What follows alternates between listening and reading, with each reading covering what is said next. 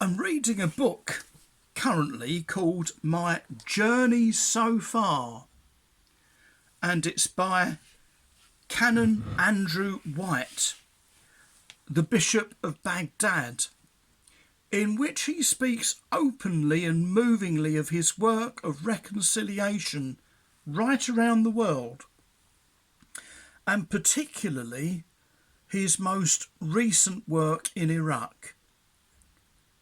His success in drawing disparate factions and opposing forces together is totally, he says, down to God's intervention, and in no small part to the extent in which he has relied upon God rather than his own resources.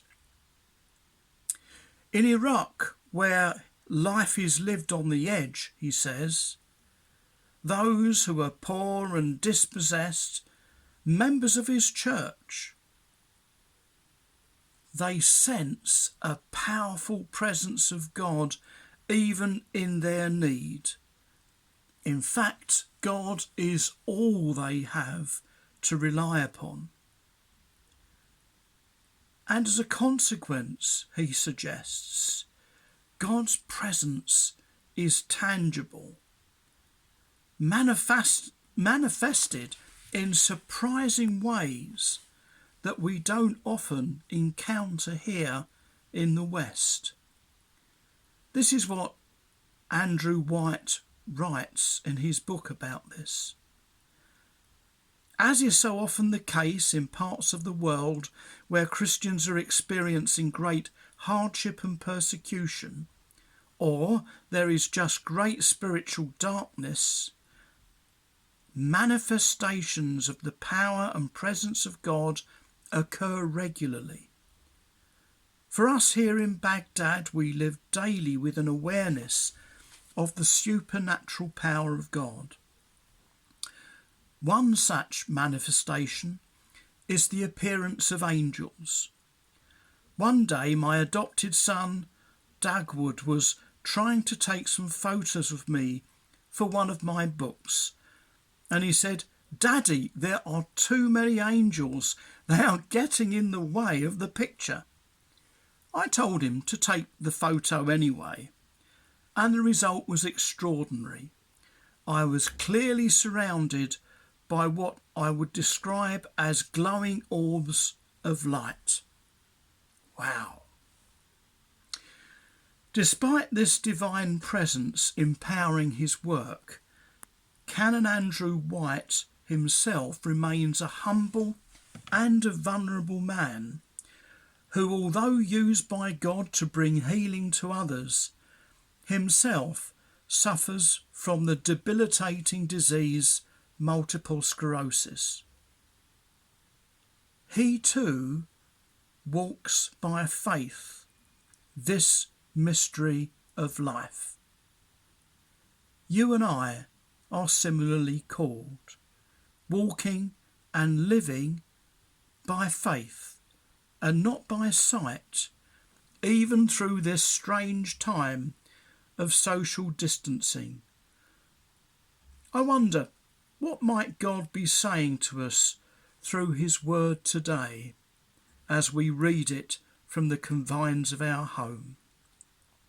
My suggestion, from 1 Peter chapter 1 verses 3 to 9, that God has given you and I new birth into a living hope through the resurrection of Jesus Christ from the dead. This is a faith to be lived. The promise of assurance comes to each one of us that God is with us each day, even if we can't go out when we want to. This living faith is real. It is ours, as we read in the text, as an inheritance that can never perish, spoil or fade. That's great. It's a wonderful promise. So much does fade, but not God's word and love to us. We are, through faith, not sight, shielded by God's power until the coming of the salvation that is ready to be revealed in the last time. It remains ours even when life throws difficulties at us, as surely as it will. The word says, though now for a little while you may have to suffer grief in all kinds of trials, and that may be our experience today. But we go on in what 1 Peter is saying. As we prove the genuineness of our faith, this will prove of greater worth than gold and will result in praise, glory and honour when Jesus Christ is revealed. You and I are part of a living faith, a continuing stream of God's love over the generations and years. And then from John chapter 20, verse 21, we find that we are promised the peace of God and a role in bringing about God's kingdom. It's a heavenly equation. On one side, as the Father has sent me, and on the other, I am sending you. As the Father has sent me, says Jesus, I am sending you. He sends us, but he will be with us as we go. In this way, we are in fact partners with Jesus, just like Canon Andrew White and all Christians before him and us.